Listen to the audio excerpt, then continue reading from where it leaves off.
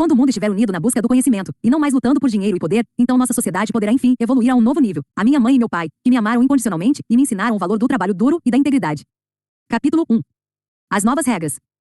Eu estava intimidado. Havia passado mais de 2 décadas no FBI, incluindo 15 anos negociando a libertação de reféns em Nova York, nas Filipinas e no Oriente Médio, e tinha chegado ao auge da minha carreira. Em qualquer momento, há 10 mil agentes do FBI a postos, mas só um é o principal negociador de sequestros internacionais. Esse era eu, mas eu nunca tinha vivido uma situação tão tensa e tão pessoal envolvendo um refém. Estamos com seu filho, vós. Ou você nos dá $1 milhão, ou ele morre. Pausa. Piscar os olhos. Concentrar-se em fazer o ritmo cardíaco voltar ao normal. Claro, eu já estivera em conflitos desse tipo. Milhares deles. Dinheiro em troca de vidas. Mas não assim. Não com meu filho em risco. Não por $1 milhão. E não contra pessoas com diplomas importantes e uma vida inteira de experiência em negociação. As pessoas do outro lado da mesa, meus interlocutores, eram professores de negociação da Escola de Direito de Harvard. Eu tinha ido a Harvard para fazer um breve curso de negociação executiva. Talvez pudesse aprender algo com a abordagem do mundo dos negócios. Era para ser uma experiência tranquila, um pequeno degrau na carreira de um agente do FBI, em busca de ampliar seus horizontes. Mas quando Robert Mnokin, diretor do projeto de pesquisa de negociação de Harvard, soube que eu estava no campus, convidou-me para um café em seu escritório, só para bater um papo, disse ele. Eu me senti honrado e assustado. Mnokin era um cara brilhante que eu acompanhava havia anos. Ele não era apenas professor de direito em Harvard, como também um dos expoentes no campo de resolução de conflitos e autor do livro Negociando com o Diabo. Para ser honesto, parecia injusto que Mnokin quisesse que eu, um ex-policial de Kansas City, discutisse negociação com ele. Mas então a situação ficou pior. Logo que nos sentamos, a porta se abriu e outra pessoa entrou. Era Gabriela Bloom, também professora de Harvard e especialista em negociações internacionais, conflito armado e contra-terrorismo que tinha passado 8 anos como negociadora do Conselho de Segurança Nacional Israelense e das Forças de Defesa de Israel, FDA. Em dado momento, a secretária de Mnokin entrou e pôs um gravador sobre a mesa. Mnokin e Bloom sorriram para mim. Haviam me pregado uma peça. Estamos com seu filho, vós. Ou você nos dá $1 milhão, ou ele morre, disse Mnokin sorrindo. Eu sou o sequestrador. O que você vai fazer? Tive um momento de pânico, mas isso era esperado. Não muda nunca. Mesmo depois de 2 décadas negociando vidas humanas, você ainda sente medo. Ainda que se trate de uma simples encenação. Procurei me acalmar. Claro, eu era um policial de rua convertido em agente do FBI, jogando com verdadeiros pesos pesados. E não era nenhum gênio, mas estava naquela sala por um motivo. Com o tempo, eu adquiri habilidades, táticas e toda uma abordagem para a interação humana que não apenas me ajudavam a salvar vidas, mas, como reconheço agora ao olhar para trás, também haviam começado a transformar minha vida. Meus anos de negociação haviam influenciado tudo, desde o modo como eu lidava com o atendimento ao cliente de uma empresa até a maneira como crio meus filhos. Vamos lá, me dê o dinheiro ou eu corto a garganta de seu filho agora, disse Mnokin, impaciente. Eu encarei longamente. Em seguida, sorri. Como eu deveria fazer isso? Mnokin fez uma pausa. Sua expressão tinha um misto de piedade e diversão, como um cachorro quando o gato que ele está perseguindo se vira e parte para o ataque. Era como se estivéssemos jogando jogos diferentes, com regras diferentes. Mnokin se recompôs e me olhou com as sobrancelhas arqueadas, como que para me lembrar de que ainda estávamos jogando. Então tudo bem se eu matar seu filho, Sr. Voss.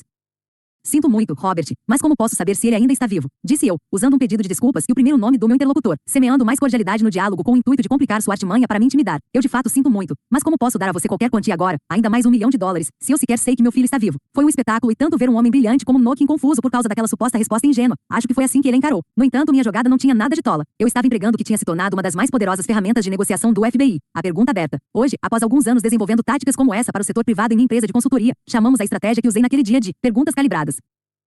Indagações que o outro lado é capaz de responder, mas para as quais não há respostas fixas. Ganha-se tempo com isso. As perguntas dão a seu interlocutor a ilusão de controle. Ele tem as respostas e o poder, afinal de contas. Tudo isso ocorre sem dar ao outro lado a menor pista de como ele está sendo manipulado. Mnokin, previsivelmente, começou a se atrapalhar, porque a estrutura da conversa tinha mudado. Eu responderá à ameaça dele de assassinar meu filho com questões de logística em torno da obtenção do dinheiro, de como ele resolveria meus problemas. A cada ameaça e cada exigência que ele fazia, eu perguntava como deveria lhe pagar e como saberia que meu filho estava vivo. Depois de 3 minutos infrutíferos para ele, Gabriela Bloom interveio. Não permita que ele faça isso com você, disse Mnokin. Bem, tente você, disse ele, jogando a toalha. Gabriela entrou no jogo. Ela era mais firme devido aos anos no Oriente Médio, mas ainda estava usando o ângulo da intimidação, e tudo que conseguiu foi que eu fizesse as mesmas perguntas. Mnokin voltou à sessão, mas também não chegou a lugar algum. Seu rosto começou a ficar vermelho de frustração. Percebi que a irritação está bloqueando seu raciocínio. Então falei, tirando daquele sufoco. Tudo bem, Bob, tudo bem. Basta por hoje. Ele concordou. Meu filho viveria para ver mais um dia. Muito bem, disse ele. Talvez o FBI tenha algo a nos ensinar. Eu fizera mais do que apenas me manter firme diante de 2 distintas autoridades de Harvard. Levará a melhor e saíra por cima. Mas teria sido apenas um feliz acaso? Ao longo de mais de 3 décadas, Harvard se consagrara como o epicentro mundial da teoria e da prática de negociação. Tudo que eu sabia sobre as técnicas que usávamos no FBI era que elas funcionavam. Nos 20 anos que passei ali, criamos um sistema que resolveu com êxito quase todos os sequestros em que o aplicamos. Mas não tínhamos grandes teorias. Nossas técnicas eram fruto de um aprendizado experimental. Foram desenvolvidas por agentes em campo, negociando em meio a crises e compartilhando histórias sobre o que deu certo e o que falhou. Era um processo interativo, e não intelectual, enquanto aprimorávamos as ferramentas que usávamos dia após dia. E era urgente. Nossas ferramentas tinham que funcionar, porque senão alguém morria. Mas por que funcionavam? Essa foi a pergunta que me atraiu a Harvard, aquele escritório com Mnokin e Gabriela Bloom. Faltava-me confiança fora de meu mundo limitado. Mais que tudo, eu precisava articular meu conhecimento e aprender a combiná-lo com o deles. E estava claro que tinham algum. Assim eu talvez pudesse entender, sistematizar e expandir o que sabia. Sim, nossas técnicas funcionavam com mercenários, traficantes de drogas, terroristas e assassinos brutais. Mas eu me perguntava, e com seres humanos normais? Como eu logo descobriria nos corredores de Harvard, nossas técnicas faziam muito sentido do ponto de vista intelectual e funcionavam em qualquer situação. Constatou-se que nossa abordagem para negociações era capaz de estimular interações humanas produtivas em todos os ambientes e em todas as relações pessoais. Este livro é sobre como essa abordagem funciona. O burro mais esperto da sala. Para obter respostas às minhas perguntas, um ano depois, em 2006, consegui ingressar no curso de inverno de negociação da Escola de Direito de Harvard. Os melhores e mais inteligentes disputam uma vaga nessa turma, e ela estava repleta de estudantes de Harvard cursando Direito e Administração e de alunos de outras universidades importantes de Boston, como o Instituto de Tecnologia de Massachusetts e a TUS. Só gente brilhante que tinha passado nas provas olímpicas para negociação. Éramos 144, sendo eu o único de fora. No primeiro dia do curso, nos amontoamos em um anfiteatro para uma apresentação e em seguida nos dividimos em 4 grupos, cada um deles liderado por um instrutor de negociação. Depois de um bate-papo com nossa instrutora, ela se chamava Sheila Yen e é uma boa amiga até hoje. Fomos separados em pares e instruídos a simular uma negociação. Simples. Um de nós estava vendendo um produto, o outro era o comprador, e ambos tínhamos limites claros sobre o preço que podíamos aceitar. Meu interlocutor era um ruivo indiferente chamado Andy, um pseudônimo, um daqueles caras que exibem sua superioridade intelectual como vestem sua calça caque, com relaxada confiança. Ele e eu entramos em uma sala de aula vazia com vista para uma daquelas praças de estilo inglês no campus de Harvard, e cada um usou as ferramentas que tinha. Andy lançava uma oferta e dava uma explicação racionalmente incontestável sobre por que ela era boa para mim, uma armadilha de lógica inescapável, e eu respondia com alguma variação de como eu deveria fazer isso. Após algumas rodadas, chegamos a um número final. Quando saímos, eu estava feliz. Achei que me saíra muito bem para um cara burro como eu. De volta à sala de aula, Sheila perguntou o preço que cada dupla tinha conseguido e escreveu os resultados na lousa. Por fim, foi a minha vez. Chris, como foi com Andy? Quis saber ela. Por quanto vocês fecharam? Jamais esquecerei a expressão de Sheila quando eu lhe disse quanto Andy concordara em pagar. Primeiro seu rosto ficou vermelho, como se não conseguisse respirar, e então ela soltou um breve arquejo sufocado, como o grito de um filhote de passarinho. Por fim, Sheila começou a rir. Andy se contorceu. Você arrancou literalmente cada centavo que ele tinha, disse ela, e Andy tinha recebido instruções de reservar um quarto do valor para um futuro trabalho. Andy afundou na cadeira. No dia seguinte o mesmo aconteceu com outro parceiro. Quer dizer, eu simplesmente destruí o orçamento do cara. Não fazia sentido. Sorte aleatória era uma coisa, mas havia um padrão ali. Com meu conhecimento da velha escola, testado na prática diária, eu estava derrotando caras que conheciam cada truque avançado que se podia encontrar nos livros. Na verdade, as técnicas avançadas que meus colegas estavam usando é que pareciam datadas e antigas. Eu me senti como se Roger Federer tivesse usado uma máquina do tempo para voltar aos anos 1920 e competisse em um torneio de tênis com cavalheiros. Distintos que vestiam ternos brancos, usavam raquetes de madeira e treinavam apenas de vez em quando. Ali estava eu, incorporando Federer com minha raquete de liga de titânio, um personal trainer exclusivo e saques e voleios definidos por inteligência artificial. Os caras com quem eu estava competindo eram igualmente espertos, na verdade, mas estávamos jogando o mesmo jogo, com as mesmas regras, mas eu tinha habilidades que eles não tinham. Você está ficando famoso por seu estilo, Chris, disse Sheila depois que anunciei meus resultados do segundo dia. Eu sorri como o gato de Alice. Vencer era divertido. Chris, por que você não dá uma aula sobre a sua abordagem? Sugeriu Sheila. Parece que tudo que você faz com esses estudantes da Escola de Direito de Harvard é dizer, não e encará-los, e aí eles desabam. É realmente tão simples assim? Entendi o que ela queria dizer. Embora eu não estivesse de fato dizendo, não, as perguntas que fazia repetidamente soavam como uma negativa. Pareciam insinuar que o outro lado estava sendo desonesto e injusto, e isso bastava para fazê-los vacilar e negociar internamente. Responder às minhas perguntas calibradas exigia força emocional e insights psicológicos táticos que não existiam na caixa de ferramentas de que eles dispunham. Dei de ombros. Só estou fazendo perguntas, disse. É uma abordagem passivo-agressiva, apenas. Formulo as mesmas 3 ou 4 perguntas abertas várias vezes. Eles ficam cansados de responder e me entregam tudo o que quero. Andy saltou da cadeira, como se tivesse sido picado por uma abelha. Droga! Exclamou. Foi isso que aconteceu. Eu não tinha a menor ideia. Quando terminei o curso de inverno em Harvard, eu havia me tornado amigo de alguns de meus colegas estudantes, até de Andy. Se meu período em Harvard me mostrou alguma coisa, foi que nós no FBI tínhamos muito a ensinar ao mundo sobre negociação. Em minha breve permanência percebi que, sem uma compreensão profunda da psicologia humana, sem a aceitação de que todos nós somos animais loucos, irracionais, impulsivos e guiados pelas emoções, toda a inteligência bruta e toda a lógica matemática do mundo terão pouca utilidade na interação tensa e inconstante entre duas pessoas que estão negociando. Sim, talvez sejamos o único animal que regateia. Um macaco não troca uma porção de suas bananas pelas nozes de outro. Porém, independentemente de enfeitarmos nossas negociações com teorias matemáticas, seremos sempre animais, agindo e reagindo sob o impulsor de nossas necessidades e percepções, de nossos temores e desejos mais profundos, quase sempre invisíveis e rudimentares. Porém, não foi isso que o pessoal de Harvard aprendeu. Todas as suas teorias e técnicas tinham a ver com poder intelectual, lógica, acrônimos consagrados como BATNA, Best Alternative to a Negotiated Agreement, ISOPA, Zone of Possible Agreement, noções racionais de valor e um conceito moral do que era justo e do que não era. E no topo desse falso edifício de racionalidade havia, é claro, o processo. Eles tinham um roteiro, uma sequência pré-determinada de ações, propostas e contrapropostas que seguiam uma ordem específica para produzir determinado resultado. Era como se estivessem lidando com um robô. Se executassem os itens A, B, C e D em uma certa ordem estabelecida, chegariam a X. Mas no mundo real a negociação é demasiado imprevisível e complexa. Talvez você faça A, depois D, e na sequência talvez Q. Se eu conseguir dominar os mais brilhantes estudantes do país com apenas uma das muitas técnicas de negociação que desenvolvi e usei contra terroristas e sequestradores, por que não? Poderia aplicá-las aos negócios? Qual era a diferença entre assaltantes de bancos que faziam reféns e COR que jogavam duro para baixar o preço de uma aquisição de $1 bilhão? Afinal, sequestradores são apenas homens de negócios tentando obter o melhor preço. Negociação à moda antiga.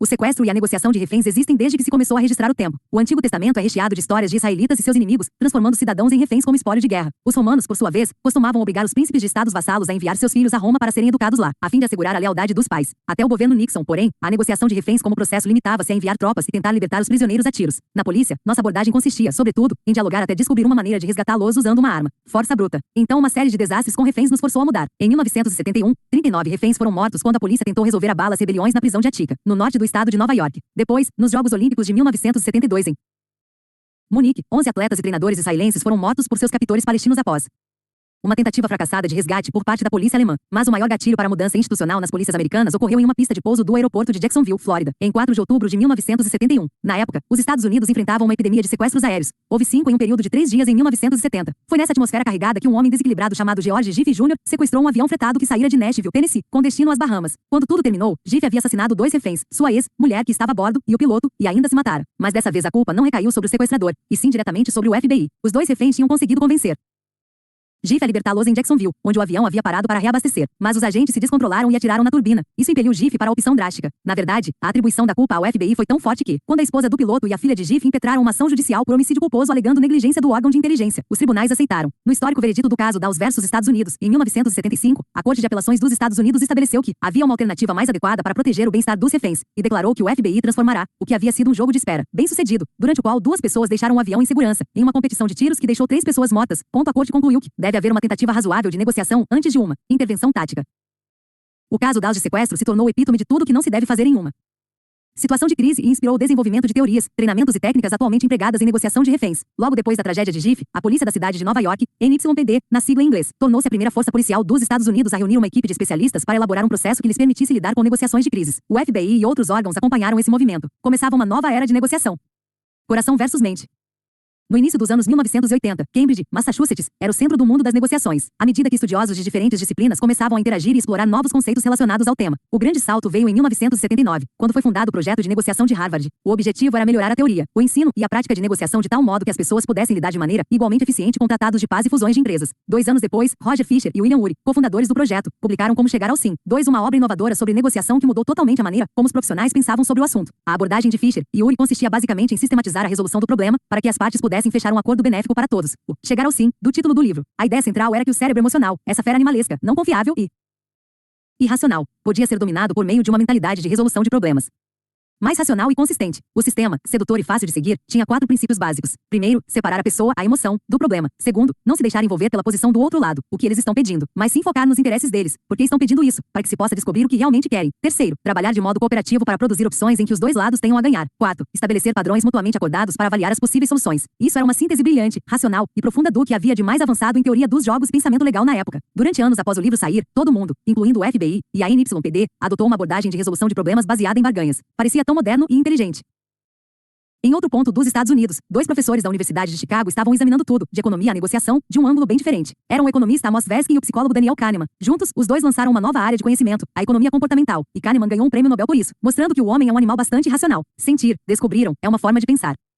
Quando escolas de administração como a de Harvard começaram a ensinar negociação, nos anos 1980, o processo era apresentado como uma análise econômica objetiva. Foi um período em que os maiores economistas acadêmicos do mundo declararam que todos nós éramos atores racionais. Essa postura se refletiu nas aulas de negociação, supondo que o outro lado estava agindo de maneira racional e egoísta ao tentar ampliar sua posição. A meta era descobrir como responder, em diversos cenários, para potencializar o próprio valor. Essa mentalidade frustrava Kahneman, que, com anos de estudos no campo da psicologia, afirmou que é evidente que as pessoas não são nem completamente racionais, nem completamente egoístas, que seus gostos não são nada estáveis. Ao longo de décadas de pesquisas com Tversky, Kahneman provou que todos os seres humanos sofrem de viés cognitivo, ou seja, processos cerebrais inconscientes e irracionais, que literalmente distorcem o modo como vemos o mundo. Kahneman e Tversky descobriram mais de 150 deles. Existe o efeito enquadramento, que demonstra que as pessoas respondem de maneira diferente à mesma escolha dependendo de como ela é apresentada. Atribuem mais valor a diferença de 90% para 100%, probabilidade alta de certeza, do que há de 45% para 55%, embora nos 2 casos haja 10 pontos percentuais de diferença entre cada dupla de números. A teoria da perspectiva explica por que corremos riscos injustificados diante de perdas incertas. E o mais famoso dos vieses cognitivos é a aversão à perda, que mostra estatisticamente como as pessoas são mais propensas a agir para evitar uma perda do que para alcançar um ganho igual. Tempos depois, Kahneman codificou suas pesquisas no best-seller lançado em 2011 Rápido e Devagar. 2 formas de pensar. 3 ao homem, escreveu ele. Tem 2 sistemas de pensamento. O sistema 1, nossa mente animal, é rápido, instintivo e emocional. O sistema 2 é lento, deliberativo e lógico. E o sistema 1 tem muito mais influência. Na verdade, ele guia e direciona nossos pensamentos racionais. As crenças, os sentimentos e as impressões rudimentares do sistema 1 são as principais